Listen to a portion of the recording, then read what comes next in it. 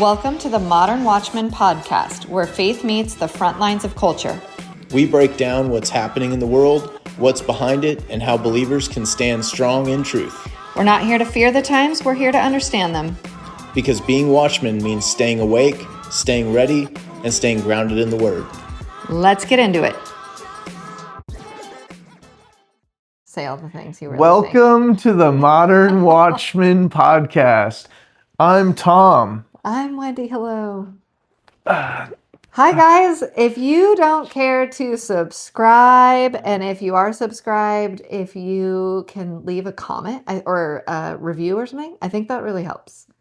Because people are more likely to listen to something that somebody else says is good. I just want to point out you didn't bring my water out here. I did. It's right here. What? Yeah, there you go. Amazing. So yeah, if you are able to do that, if you enjoy, which I am getting a lot of feedback that is positive from people, and I love it. Thank you. So if you're those people, if you can throw a review somewhere, I feel like that's good. I would like at least a handful of negative reviews. Okay. Any review, I think. Any works. review. Probably That's fair enough. We'll take it all. So if you're liking this, do it. And Tom has said that he's going to learn how to make thumbnails for the YouTube channel of our podcast so that our podcasts on YouTube will be more attractive. Do we want to take a vote? Do we think that you're going to do that? I'm going to do it with all the time I spend not eating between 6:45 and 11 o'clock at night. You're still on your phone when you're eating or not eating. So it's not like the time's freed up. You're still on your phone. Look, I think with ChatGPT, anything is possible. That's true. Okay? It is like the almost shortcut anything to is knowing possible. Things. So yesterday we went on a field trip and we went to Auburn for the TPUSA event there. If you follow our podcast, you know that last week we went to Ole Miss. So we've been on a little. That's it. We're done. That's our complete schedule for the TPUSA events. We were always going to go to the Auburn one. We did add the Ole Miss one when the speakers were announced, which were, of course, Erica Kirk and JD Vance. We wanted to see that. We did not get in. If you remember, we were unable to get into the Ole Miss event, which was a bummer, but it was really encouraging because 9,500 students got in and they had to turn away students, which was great. And it was pouring rain and cold and terrible. And students still waited in line for hours to get in. So that was cool. And we had never been on the Ole Miss campus and it was beautiful. Yeah, it was. But so was Auburn. Yeah, Auburn was cool in a different way. More sprawling, it felt like. We'd never been to Auburn either. Yes, I enjoyed both of them. My kids got a better tour of Auburn because my nephew goes there, and so we met up with him, and he's like, I call him my nephew. I didn't attend a four-year college, but I spent a lot of time on different college campuses, some campuses more than others. Shout out to UC Davis, Cal Poly. Barely ever will you hear him say shout out to UC Davis. Yeah, I will. Well, there's very little to shout out about UC Davis. UC Davis, I do have a heart for an ag school. I can't even think of them that way. Look, I'm not making excuses for where their shortcomings, but there's some. What I was going to say is there's a nostalgia about walking around a university campus, right? I'm sure you feel that, right? I wouldn't as a call former it nostalgia. Student. I think it's a little PTSD-ish for me. I'm late or I have to go to some class I hate, something like that. See, I never had those problems because you were that would there. Be me on a junior college campus. See? I would be having PTSD of my deaf sign language professor chewing me out in sign language for missing my final. That's because you didn't understand. Because I didn't know enough sign. That's a story for another time. Oh goodness! But that's on the junior college campuses. So I just have all nostalgia for. Why do you have around. Nostalgia? Because you were visiting your girlfriend there, or what's? I don't You know were why, but visiting your mom? we lived 10 miles. We grew up 10 miles from University of California, Davis. Mhm. So my mom was a student there. She was also like she did her master's there and like she worked there quite a bit. But we would go there. You didn't go there with like your friends in high school and stuff, and like No. we had picnic day. Gosh, I did go to one picnic day. And the I whole don't even campus was remember the open. campus. And UC Davis is a big ag school, veterinary school, and so you could go see like they had like a Holstein remember the cow vet with like a stuff. window in the side of it. Yeah, like literally a piece of plexiglass so you could see inside They the had cow. the That's wiener weird. dog races. You don't remember the wiener dog don't. races? I mean, come on. Uh-uh. The Arboretum. I did go. Now that the Is more, that part of the campus? yeah, Okay. and yeah, I mean, I would just end up in campus sometimes, but we drove through it in my buddy's Jeep at like 12 o'clock at night, Like not on the 2 o'clock at streets, night. like off the streets. You just end up I think there. that's a crime. You should not say that. I think it's been long enough to where Statute of everyone's limitation. retired. Yeah. Um, I went to San Diego State. So that's that. Also Cal Poly in San Luis Obispo, classic ag school as well. Spent a Never lot of time stepped foot on there. I don't know if I've spent like 3 days of my whole life in San Luis. That was for a girlfriend at the time, but also had a bunch of friends that went there. Bunch of friends. Bunch of friends, very popular.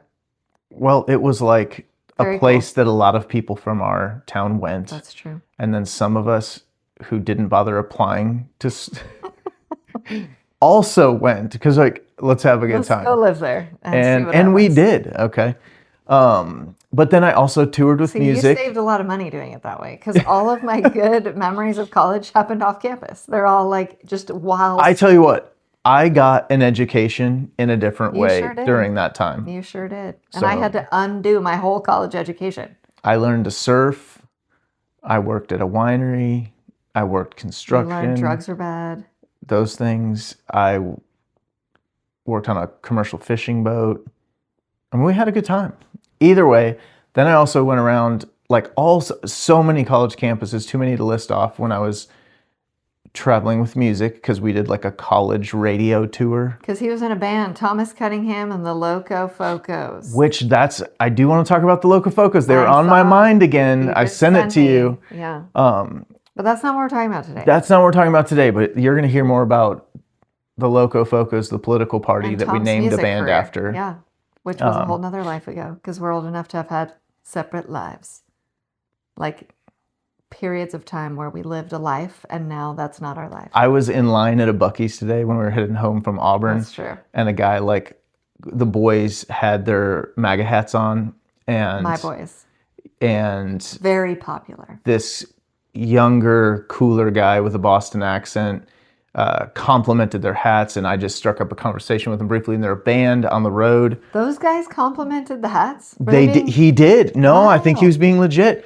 And for what it's worth, check him out. It was Lato, Layto, Lato was the name of their band, and they were headed to Austin, Texas. I don't know where they had come from. I didn't get that far into the conversation. Boston. But where they were traveling from on the last stop. But either way, I was like, oh, that's cool. I was in a band too. And I was like, 20 years ago. Goodness gracious. I don't feel that way, but on the iTunes or whatever? yes, You can go listen to the That's- 16, 17, 18-year-old Tom if you want. It's really good. don't waste your time. But There's also a music video on YouTube. You should really look at that. you shouldn't. You should. But yeah, I am all this. We're the worst tangenters. There's nothing Nostalgia of, this is what of we're a gonna talk university campus. And what I was going to get to is like if we were giving them the Turning Point USA like ratings, and I mean Ole Miss showed out for JD Vance and Erica Kirk. They had the advantage of like the cooler guests, and they absolutely blew it up. There were fewer people Blew it up at this one. figuratively, not We violently. got to stop saying that, yeah, because we'll leave that to the left. Ole Miss showed up. Auburn definitely showed up, but granted, and Erica Trump and Laura Trump were they were interesting You said to Erica. me. Eric Eric, and Laura I'm sorry. Trump. were the Eric guests, Trump. as well as Benny Johnson, who was the highlight. He was and, awesome. What's his name? Tommy Tuberville. Tommy, though, is his name? I believe so. You can No call one him, should be you named can call Tommy. him Coach. Okay. Tommy? He's a grown man. He's named Tommy. That's his name. I think. Man. Either way, Senator Tuberville. Tuberville. He was fine. He spoke No, first. I didn't. Well, all that to say, before we get into the nuts and bolts, that was the lineup, which 4 speakers is actually a lot of speakers, and it was too much. But yes, we got into that event because there was not nearly the... Well, that's not true, because it sat what, like 9,000 this stadium? It was pretty full inside. It was pretty full inside, for sure. I would say maybe 8,000. There just weren't as many people there. There's no way. It wasn't even close. Was it 8,000 people? No, I bet it was probably like 5,500 to 6,500, and that's a very rough guess. But there were so many more people at Ole Miss. Of course, but I'm looking at like seats filled in the arena. If it sat the whole 9,000. very top was empty, just so that's a few thousand right there. It was about 5,500. The more you question me, the surer I get. Go back and look at the video. But either way, it was great. It was fine. We all got in. It was probably equal students to adults, which was just a different makeup of the audience. Our line, the general admission, the old people, we had the biggest line for most of the afternoon, and then I think maybe the students finally caught up. The Auburn students caught up to the general I didn't actually ever go like fully to that, but it was not as long as the Ole Miss one. Well, but again, beautiful weather. J.D. Vance, Erica Kirk versus Different audience. some Trumps and Benny Johnson. I wouldn't quite, vice president shows up to speak. That's going to be a sellout crowd. And Erica. But I just want to wrap up this last little bit. Overall, just for the fun of it, I did kind of like Auburn better, but having nothing to do with like conservatism or anything.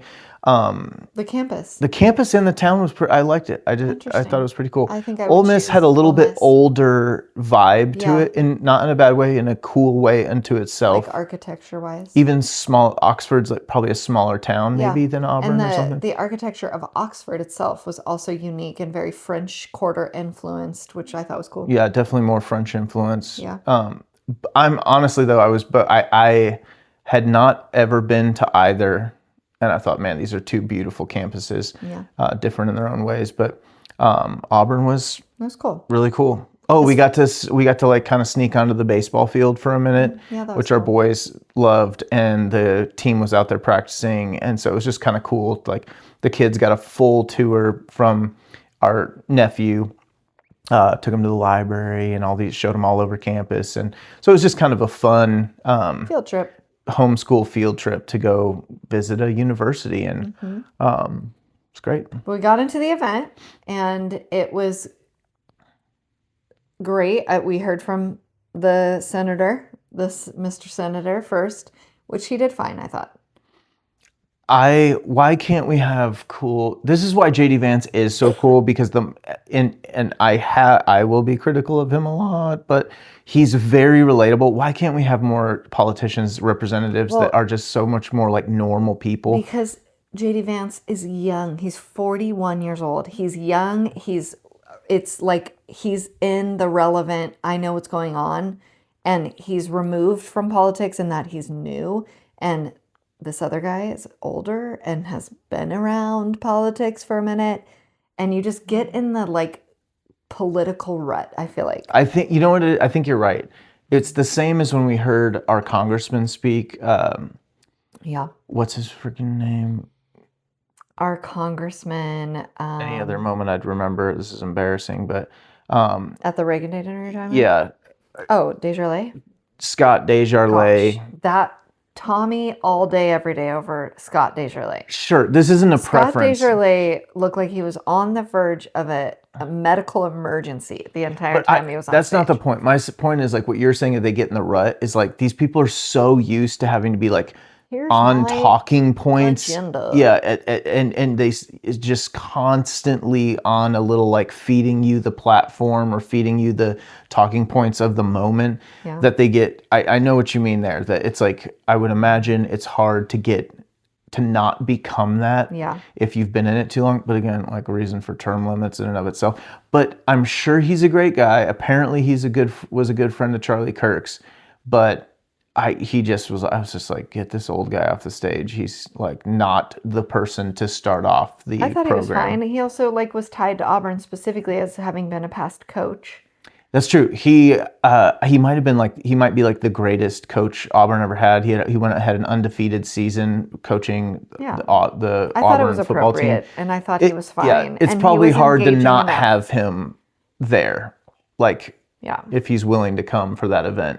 So he spoke first, then Benny came on, and Benny is great. And on the way home today, the drive home today, I felt at the event so it was Benny, and then Laura and Eric came out together and they didn't make a speech. They just sat down and told stories with Benny, more like casual interview style. And then at the very end, they took questions from students.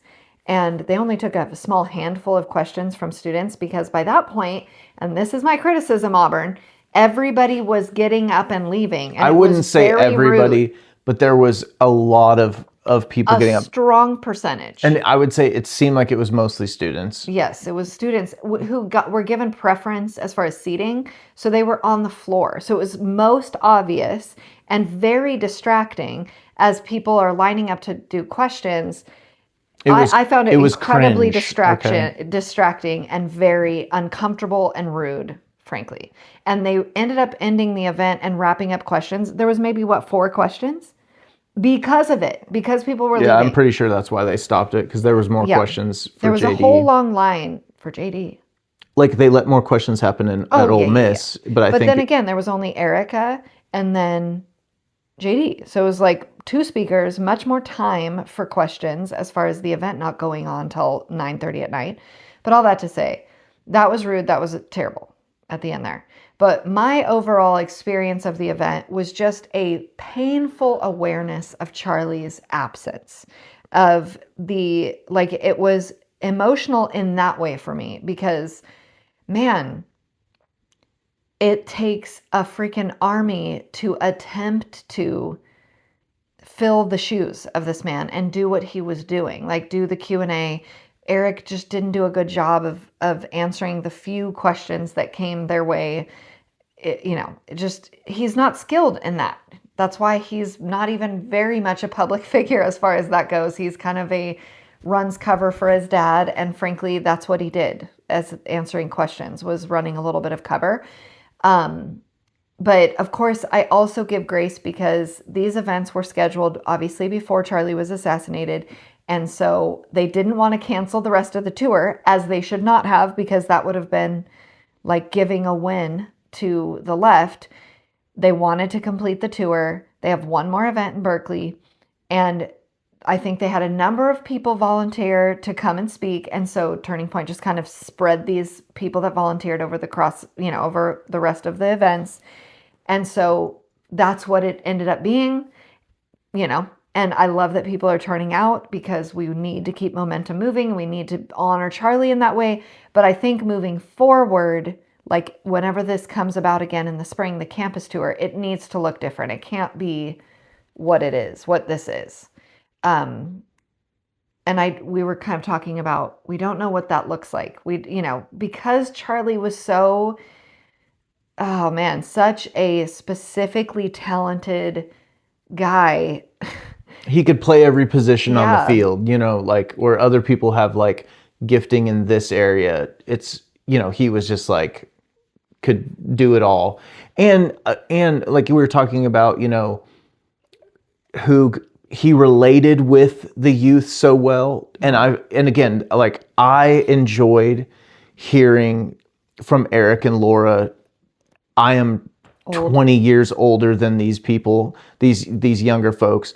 And but they're talking about the election in 20, they were telling like war stories, campaign stories of being on just going through the events that Donald Trump's been through, telling a story here or there about. What was it like to see him get shot? What was it like to see him win? What was it like the last MAGA rally? Those sorts of things. So many, I mean, obviously there have been so many poignant moments from the first term through the election for 2020, through, like through all, I mean, basically Trump's been in the news every waking moment through Biden's presidency. You know what I mean? Like they had plenty to tell. And like that was moderately interesting to me to hear their personal takes on things and insight to things.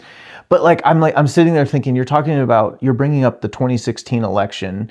That's basically 9 years ago. These are 18 and 19-year-old kids, and 2021, but they were like 9 and 10 and 11 years old for that. And that's crazy though. Not necessarily, I can relate to it. I remember it. I was there. I voted. You know what I mean? Where they're probably like, it's like telling a 6-year-old about 9/11, where it can bring tears to our eyes being 40-year-olds, but like, they're just like, okay, so some buildings fell over. Like, no, you don't understand. So it was just like not that. And I mean, it was only moderately interesting to me. Like, I'm not trying to make it too much of one way or the other. But it just wasn't like, oh my gosh, it was incredible to hear this. It was just cool. Okay. But that's part of it, is they weren't totally in touch with the audience. Also, Charlie did such a good job of nailed that. Anchoring people to the movement and not Trump. Trump has 3 years left and then he's done. And what we need to be doing right now is not even just tying people to JD, although that's part of it because he's very likely the next candidate. It's tying people to the movement, tying people to conservative values, not tying people to Trump specifically, because that's going to be a hurdle we have to actually overcome, is when Trump is not on the ticket, are people going to be activated to come out? That's something we have to overcome. And I'm going to add to that, on what you're saying, is Charlie was so good at defining the platform. Right. You know what I mean? Like, he talked so clearly about, what does it mean? What is the movement? Because the movement, even that is ambiguous. What are these specific issues, these specific actions, and the specific beliefs of the movement? And how does conservatism apply to what's happening in the news right now? So he would be probably at Ole Miss, he would have maybe talked about something different than he talked about at Auburn a week later, because there's new relevant things that are going on. There was an election that happened the night before Auburn. We almost didn't talk about it at all. Charlie would have been a big part of what he would have talked about, because he was always talking about what was now relevant to the conservative platform. They did talk about it some, but briefly. As much as I cared to, but... What was interesting, and this kind of is a good segue a little bit, oh man, I forget who it was. But I don't want to seg too hard because I want to come back to something, but... Okay. He said, I think it was Eric said, last night we elected someone who threatened to kill Republican children. Okay. We've talked about this on the podcast, Jay Jones.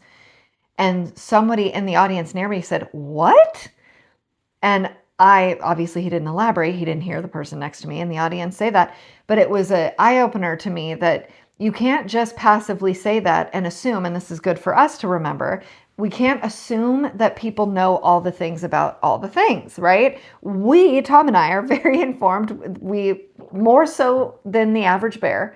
And again, that's not a boast. That's like maybe a, love it or hate it. That's sometimes it's a burden. Yeah, it's a burden, and to our own detriment. Probably we're informed or trying to understand and keep up with the various things.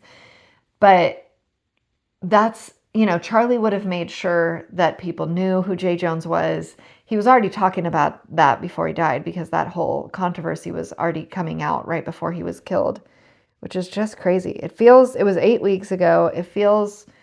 That seems impossible. I wanted to talk about, like, when we were driving home, and we were chatting about things, and just how Charlie was so good at defining the platform, like the issues, what matters the most, in what order, and what actions do we need to take? Like, what does it look like to be a Christian conservative young man, or man or woman, and that's but one of the things that made him so special. I was kind of just thinking, because hearing a lot of the Trumps talk so much about their dad, I was like, man, they're just really like, the Trumps are here for the Trumps.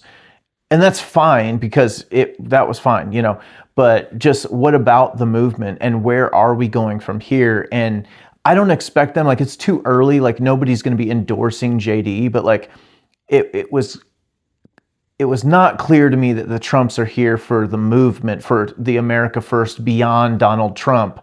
And I'm not saying they're not, but that wasn't their agenda while there, right? And so we definitely need to reincorporate that. But then it made me think, like, us on the whole, the greater like American, conservative movement, Christian conservative movement specifically, of just like, do we know what it means to be America first? And more importantly, first knowing, do we know what that means to us?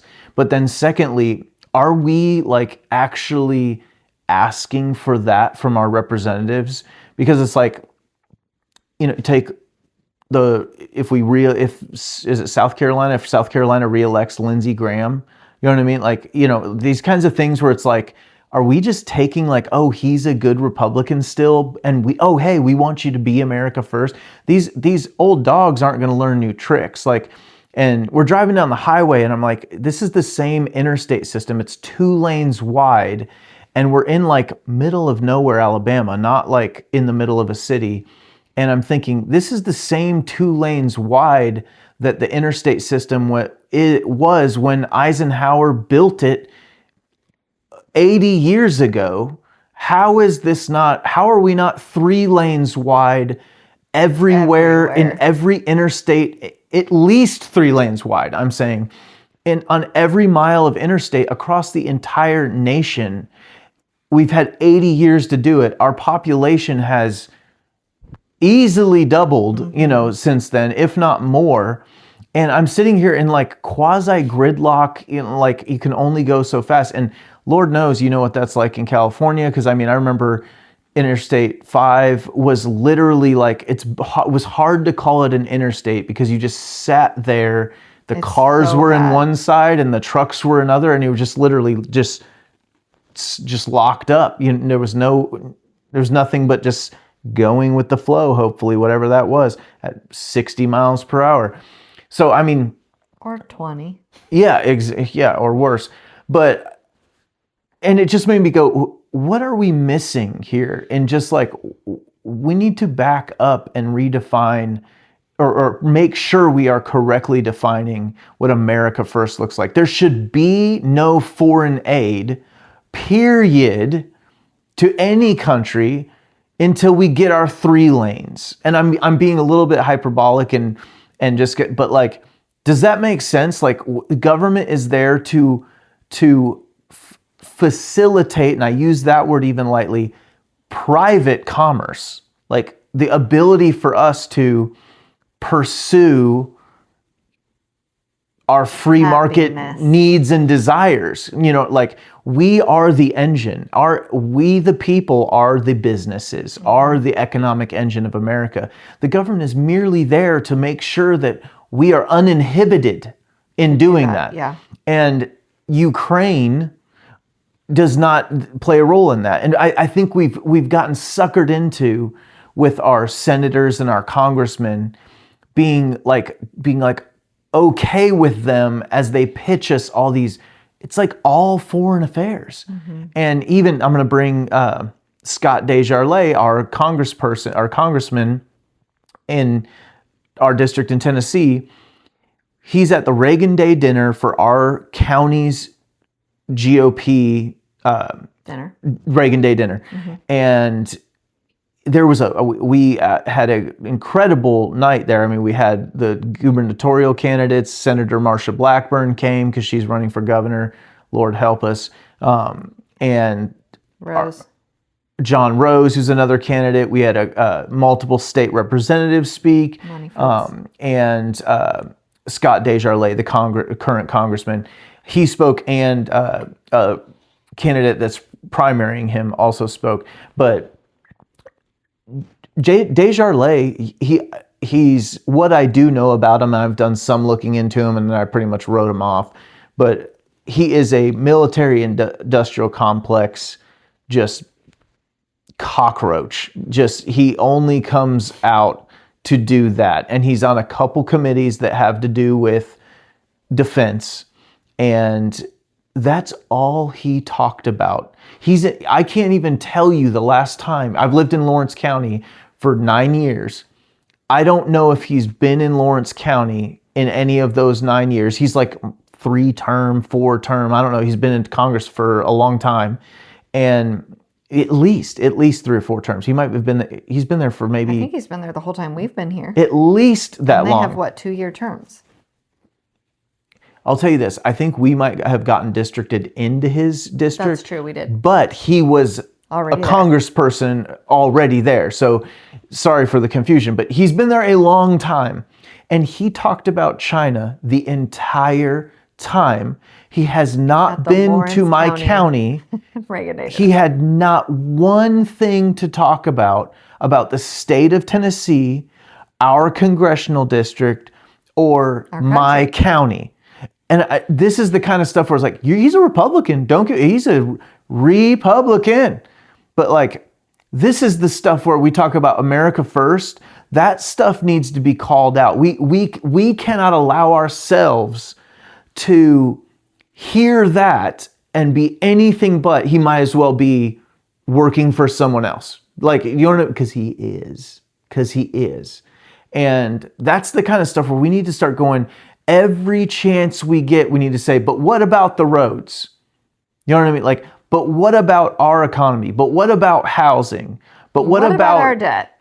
What about our debt? What about inflation? What about the United States dollar that's losing ground by the day? Well, like, that does have to do with political relations, foreign. You know what? It really doesn't. It has everything to do with our. It has to do with our debt. No, but where did our debt come from? Let's talk about this. No, okay. I mean, we have I just mean, in order for it to be repositioned as the, currency of the world, we need to have a little bit of. No. The reason why the dollar is losing value is not because it got repositioned in the world. Yes, we have weaponized the dollar, and I'll go. We can go there. Yeah. But I'm talking about when we're using this America First lens. How about the $16 trillion that went into the global war on terror for 20 years? Mm-hmm. So if we were America First, truly that wouldn't have happened. So when you talk about the dollar is an internal domestic issue in that we're running a $2 trillion deficit right now still, despite having a Republican majority, despite having a Republican president. Nobody actually wants to do anything about it. And I think like the America First folks, we have to be like, I want my roads paved, and do not spend another dollar on anything outside of the 50 states until that's done. Like, I'm using that issue as one, but like we can extrapolate it to our schools, our infrastructure, etc. There is some hope, because I just an hour ago looked at something Benny Johnson posted regarding that new guy that's running NASA that he introduced last night. Mm-hmm. Also, he introduced the cabinet pick for whoever's in charge of NASA. What was his name? Isaacson? I forget. Anyway, he said, on Trump Force One, talking to this guy, blah, blah, blah, this is Benny Johnson, and we're going to the moon, with a little rocket or whatever. And there were multiple audible gasps of like, we obviously have not gone to the moon. Okay. I love it. On college campus. I love our crowd on the right. We're so awesome right now. I love that we have. We're like, yeah. What are you moon landing deniers, or what do we call these people? Smart people. Smart people. I'm not decided on that, just to be clear. Oh, I know, because you're not that smart. Well, I love that I just think we have to have fun with I think this. we should do, just to be lighthearted, our next episode should be, let's discuss the most ridiculous conspiracies. That would be fun. That would be fun. Because Lightheartedly. Benny Johnson also put up a picture of Obama and Miss Michelle, and Multiple people yelled Michael. I love it. Benny was like, don't do it. Don't do That's it. right, he did. He like baited it. That would be a fun one. But some He's people not don't a even citizen, and she's not a she. she. Some people don't even know that's like a conspiracy. That's why we need to do that episode, just to catch people up to all the fun that we have in the peripheral conspiracies that are probably very true. Like there's no moon. So much more fun than Fox News. Absolutely. Okay. But anyway, that post that Benny made, I, out of curiosity, went into the comments to see how people receive this, and absolutely the one about we're going to the moon. Got it. Okay. Here's the guy on Trump Force One. You know, we were chatting after the event last night, whatever. Every comment I read was negative, was we don't care about the moon. We need to fix what's going on here in our own country. That should not be the priority. You know, like every single comment was, we don't care about that. That is not what the American people want. This is not good news, you know, like, which actually was encouraging. That to your is point. very encouraging. Yes, of like, okay, good. That is what people are vocalizing. And also on the Charlie Kirk show, because you should still be listening, they were talking about that there is a fatigue talking about foreign issues. Like Trump's schedule has been very outside of the country recently, and that is what has been on the news, is all the things that he's doing. Now, you could argue that he's doing important, good things, peace in the Middle East, et cetera. But if you just look at his schedule, you can't say that currently he's very focused on America first. I'm sure he would argue that he is, because he would argue that Eric Trump sure would. yeah, Okay. that there is an element, and I don't disagree that there is an element of geopolitics that is relevant to America being first or prioritized. But we, the people, are more interested in and being more vocal right now, so much so that it is actually a subject they talked about on the Charlie Kirk show, that we are actually pushing back against the administration. And there is a slip in the support of Trump because of his recent calendar in and of itself. So I do think that is happening, and that people are... I would say it's in my opinion, it can be more nuanced in that, like, I know that some of his Asia legs of his trip were very much economic. Mm-hmm. He was going there to talk more trade, etc. And that is a part of his job. That's definitely something he has said he was going to do. I think there's Middle East fatigue. Like, I'm so tired of... There's Israel fatigue. Both sides. I'm not even because people would take this wrong about Israel, but like the narcissism of the Middle East, of just, it's been all about them for like the global.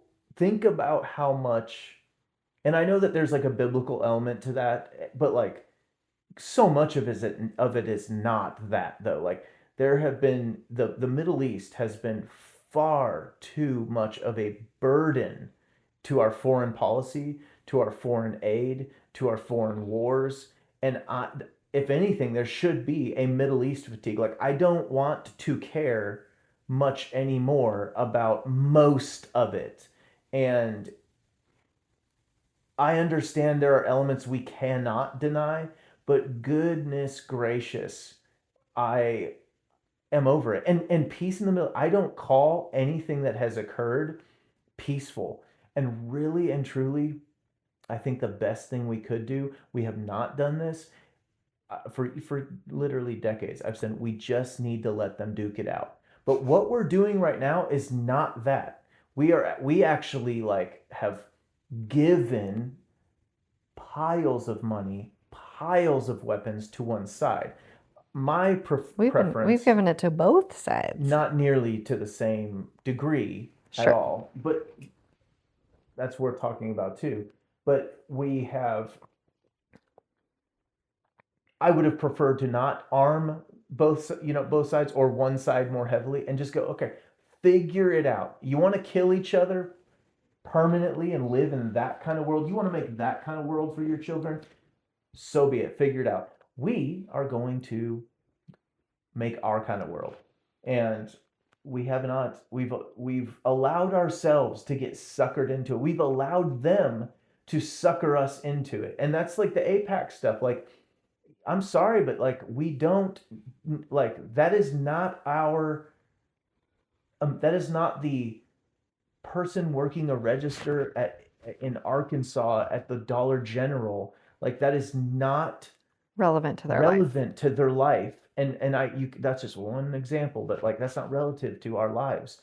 And we have got to like take a step back from that. So yes, I'm okay with Trump doing the things that he has to do to further, the American people's agenda, but I would be fine if none of that agenda had much of anything in the Middle East.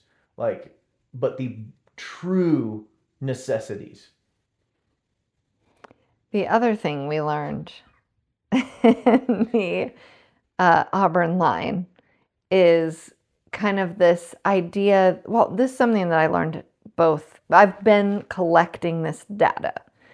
When I've asked people, how did you know about Charlie Kirk? Like, what was your connection point to his content? And almost exclusively, it's the college debate content that's viral on social media, videos, right? And what that is clipped 5 minutes or less, essentially the gotcha moment that the entire argument led up to this, quick exchange that's been clipped on social and spread around. Now that's great. I'm not saying that's bad content to be aware of. That's actually probably why churches were a little resistant to talk about him, because come to find out, that is what he's best known for, is those little clips that have gone viral, right? I mean, that's the idea of viral content. But my hope is that there is going to be it would have to be an intentional choice to have an attention span longer than Twitter, an attention span longer than the couple of seconds that, stop the scroll, so to speak, and fully engage in the entirety of the debate, in the entirety of the contents, understand the full issue. And that is why we wanted to do this podcast and why it is an hour long. It's because we want to really dive into the historical context of an issue, the facts of an issue, the multiple sides of an issue, implications of an issue. It's not a 30-second thing. It's not a 5-minute thing. Sometimes it does take a little bit more understanding. And not just that, not just the social media content, but the other way that people know politics in general, not just Charlie, but know politics, is Fox News, right? And what is Fox News? Fox News is segments between commercial breaks. And between commercial breaks... and pharmaceutical ads. Yeah. The segment might be 7 minutes long. I feel like commercials are more of the content of an hour of TV than the actual content. It's been so long since I've watched Fox News, I can't even whenever I go to my mom's and watch actual TV, I am shocked. I can hardly sit there for an hour of television because of the amount of ads there are. All that's neither here nor there. The amount of information that is exchanged in a segment from one commercial break to the next, and they're probably covering 3 topics in that 7 minutes. It's so surfacey. It's so shallow. And again, I'm not saying this to be critical. It's just data we're gathering, standing in line and having conversations with people, talking to people about Charlie Kirk. Otherwise, like outside of the TPUSA events, we have a Fox News conservatism. Did I say that? Conservatism. What? Conservatism.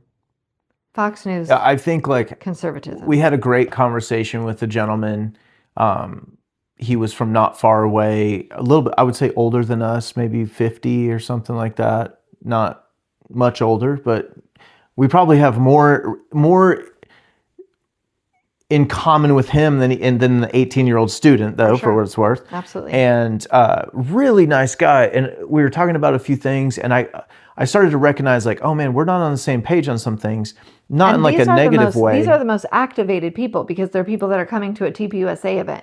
Which I want to talk about that next too. Okay, go on. But I just started to realize, like, okay, like, and it took me a minute to like unfumble my brain, I guess, of like, what's going on here? Where do you fit in this? And because he was like really, I was like, he's not an anti-person here. You know what I mean? Like he's here for the event, for sure. But he is like not on the same page with like a lot of us. Like I'm pretty sure. I will push back. A lot of us, or are we on a different page from a lot of them? Well, so I think in the TPUSA group is part of. And when I say TPUSA, like if you're a follower of Turning Point USA, Charlie Kirk is, in my opinion, still is, despite him not being alive and present physically on this earth, he is still the tip of the spear of like the Christian conservative movement. Sure. And so that's what I'm referring to. Now, and the thing to finish your thought before we keep going, the things you're not on the same page of, basically the Republicans that we think are good, he thought were bad. Like he was a big Marsha Blackburn fan. He was like, oh yeah, she's great. I actually think most people are Marsha Blackburn fans. That's why I think you and I are maybe in the minority more than we 100%, realize yeah. we But are. I think that's actually like flipping right now. It's happening right. It's like when a lake turns and the bottom of the lake comes to the top kind of thing. A lake turns? Oh yeah, yeah. Wait, what do you mean? We shouldn't get off. That was a bad analogy. It's going to be a distraction. Oh, I'll have to ask you after. Basically, but it is kind of a good analogy if you know about lakes. Nobody knows about lakes. I lived at Lake Tahoe. The bottom of the lake is coming up to the top of the lake, and the top of the lake's going to the bottom of the lake. Like all the time? No, it happens like seasonally, like a couple times a year, in a healthy lake. It's just by itself, just initiates this change. God's creation is incredible, right? Just what initiates the bottom of the lake to come to the top? I am not a lake change expert. Does it make it dirty? Like the lake? Oh yeah, it does actually. That's a good. Sometimes it kills like almost all the fish and stuff. Like it's very this is wild.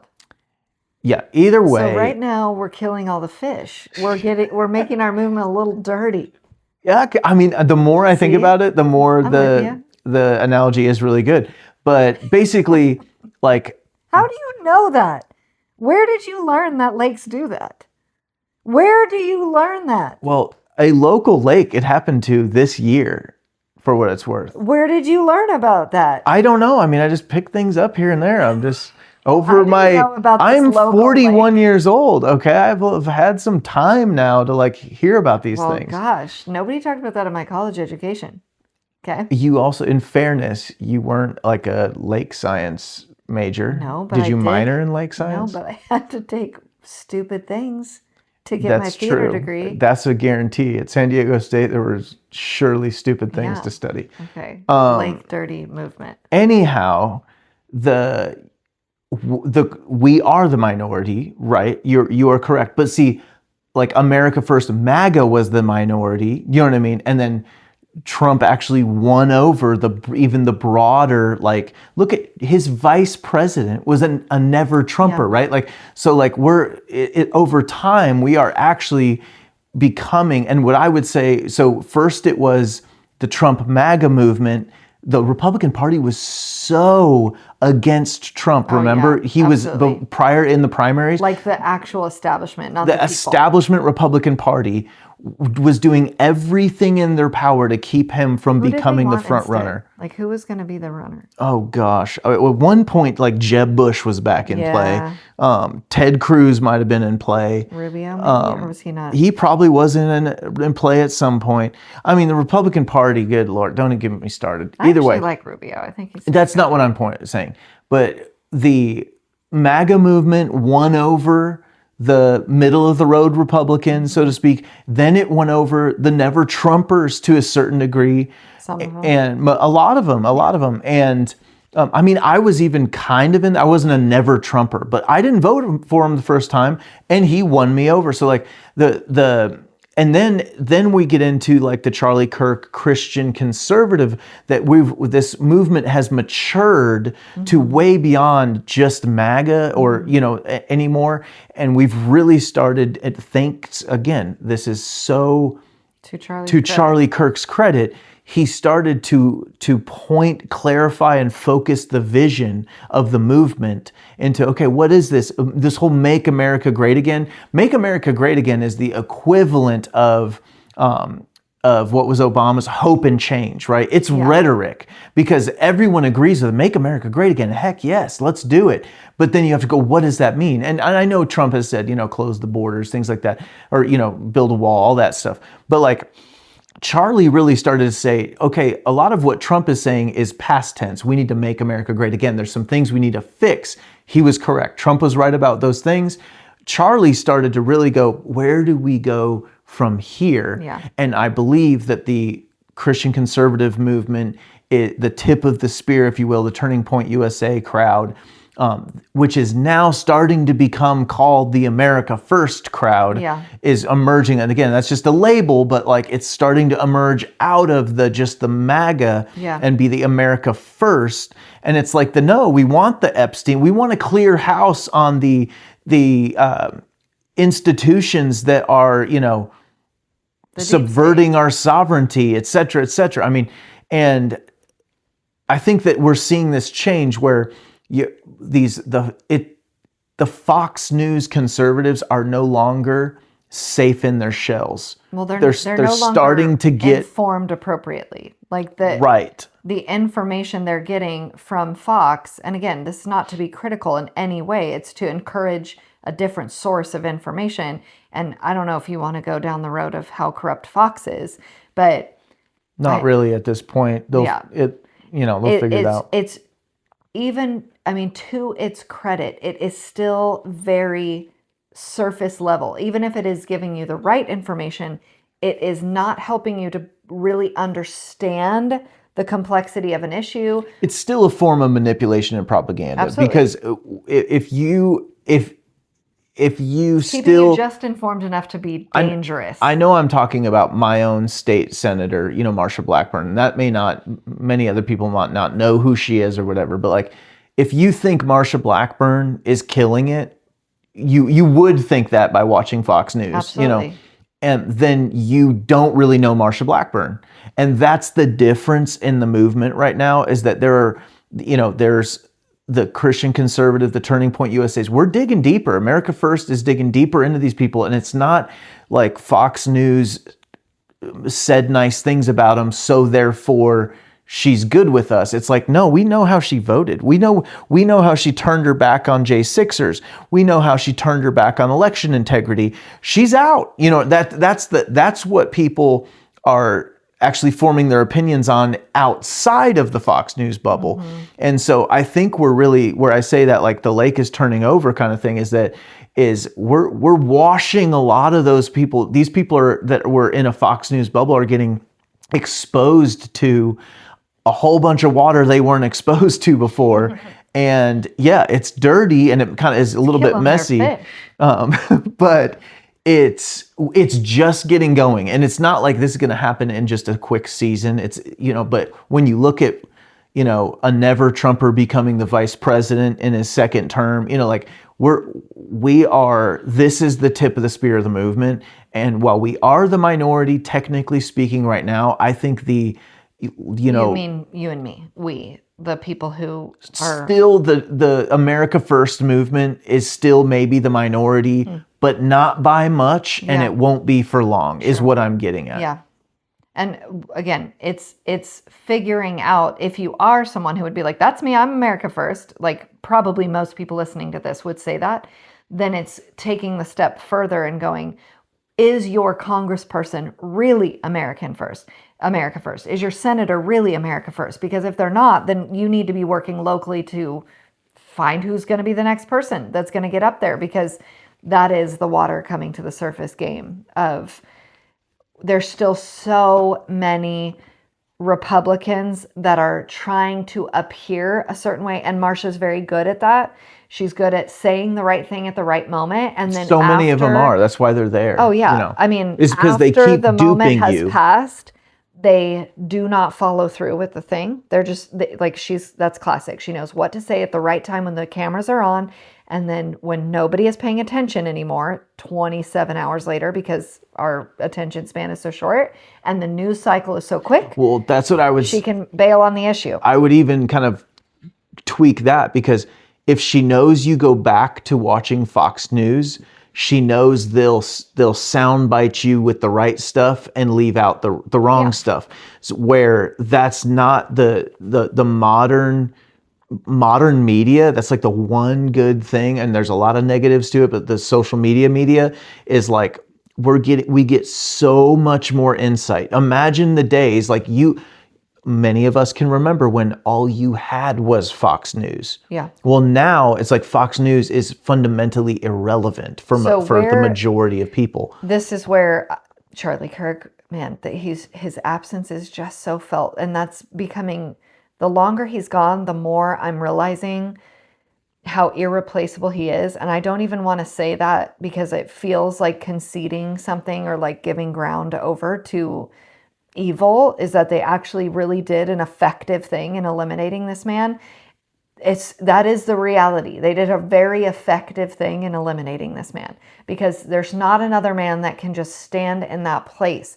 And although, yes, it does need to be a collective group of voices, we need the guy that's still going to the college campuses and doing that work, because it was so important to the movement, so important to the next generation, so important to Christianity spreading, so important to the reconstruction of the family. Like all of those things he was specifically doing himself. Like that's a heavy lift. I lost my train of thought. Why did I bring that up, that he's missing? And well, go ahead. Because great job. You're welcome. Yes, thank you. You said one word.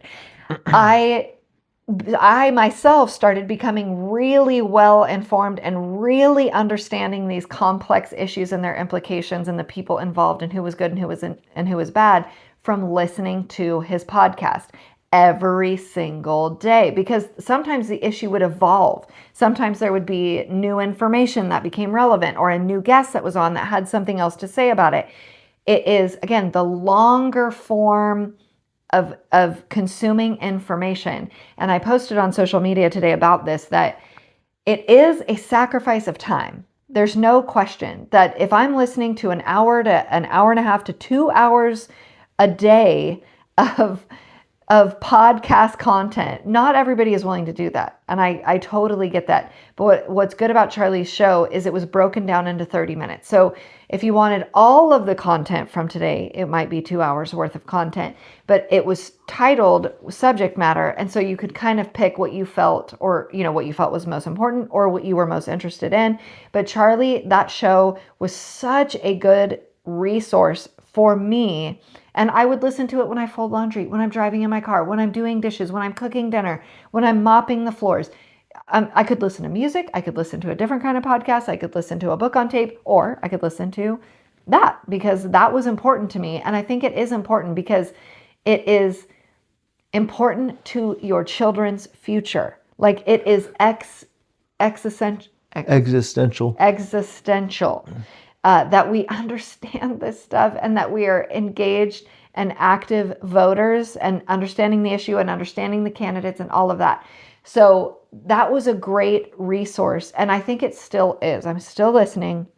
and they are doing a good job. The team that helped Charlie prep the show, because every time you go on radio every day, you're doing a ton of research to understand the issues yourself so that you can then, and we're learning to do that as well. We're learning to research and look at studies and pull it up and stuff before we come on the podcast so that we have accurate information that we can say or share.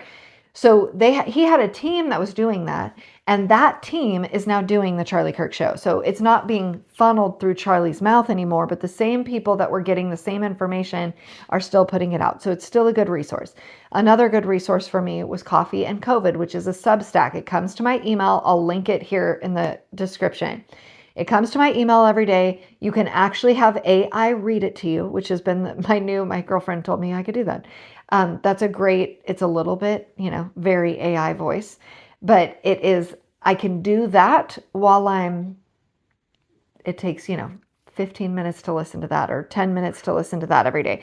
Or you can read it if you prefer to actually read it. And not only does he explain whatever is happening today, because it's 6 days a week, I get that. I read it every day. He'll link whatever study or whatever article or whatever thing in there. So if you want to learn more about that, you can.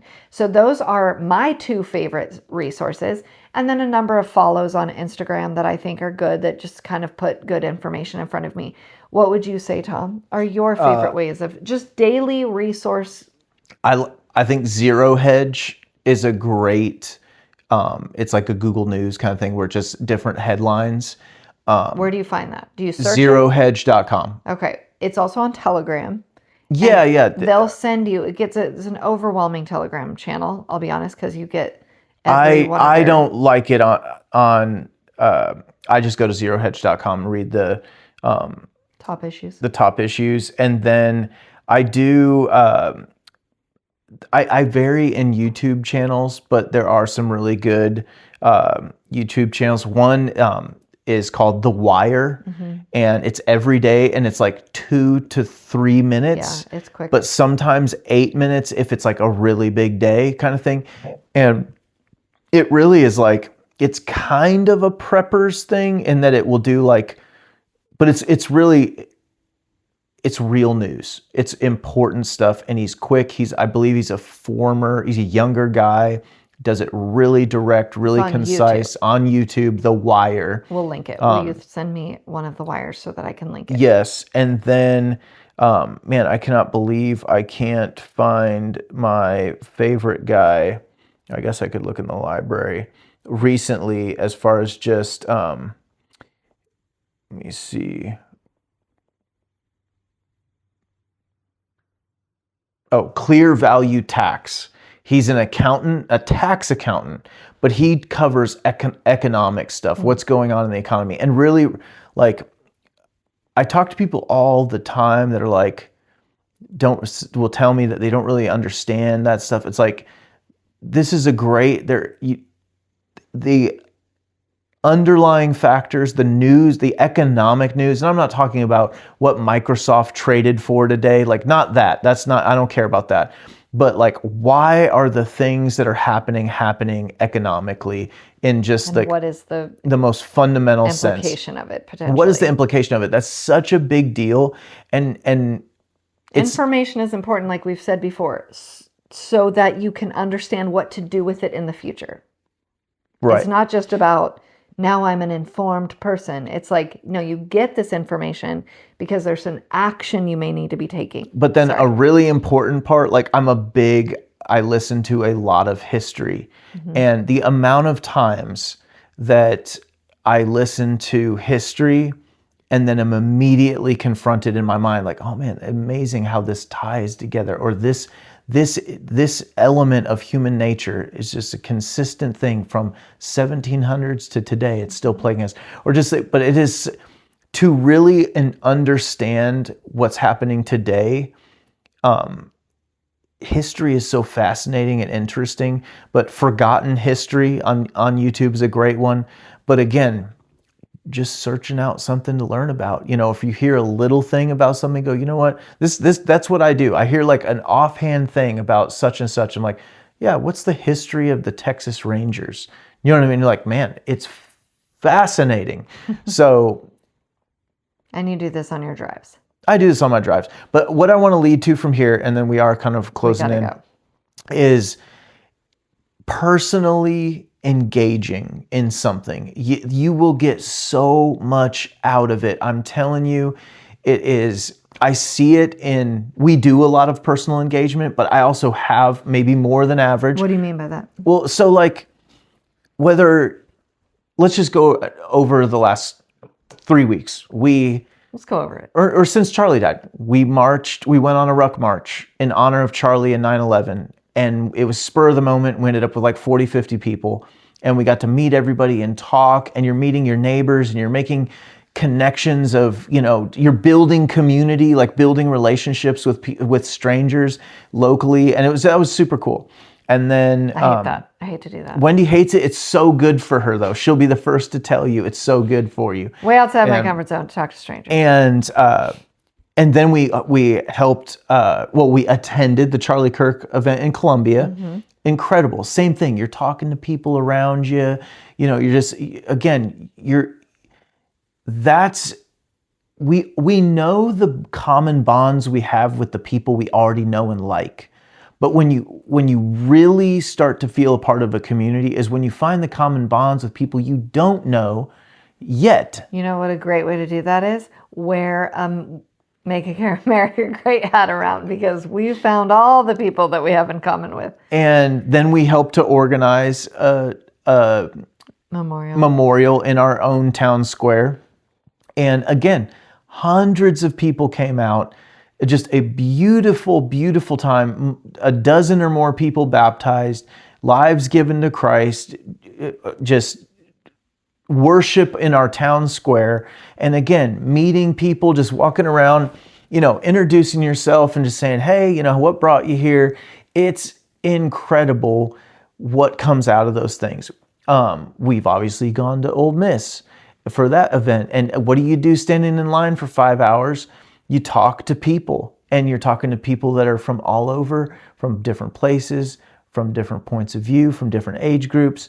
And then we did the same again this week in Auburn, and we're involved in our Republican Party in our county. But I guess I'm saying there's no right or wrong way to do it. But when those opportunities arise where, I don't know if you want to drive there, I don't know if I want to stand in line, or I don't want to stand out in the cold, or I don't know if I after work I'm tired. I just would so encourage you that stuff, it's not the stuff that like doesn't matter. It's just for fun. It's not fun enough. That is the stuff that matters. That is that will fuel your fire.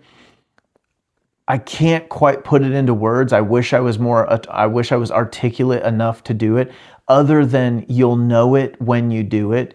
You will know exactly what I mean. Because that's when I feel the most American and the closest to my American friends and neighbors. I'm actually kind of amongst strangers sometimes, when you're like, man, we all have this common bond. I don't know these people, but we're in this 1.5 mile long line. Do you know what I mean? Like or there's 700 of us that came to this square to worship together. We don't go to the same churches. We don't know each other, and yet we do. Mm-hmm. You know what I mean? And I think that is something we have got to press into, and you will just watch the doors open, watch the relationships flourish, and watch how the Lord will use you and those events in your life. I like it. That's what we have for you today. So subscribe, follow, comment, critique, review, share. Thanks.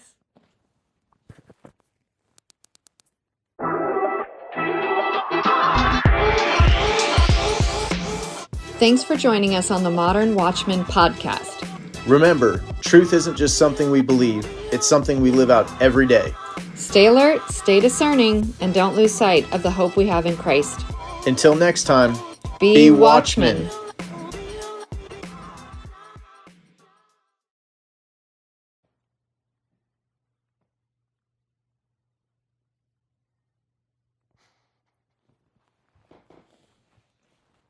All right, do you have all the energy?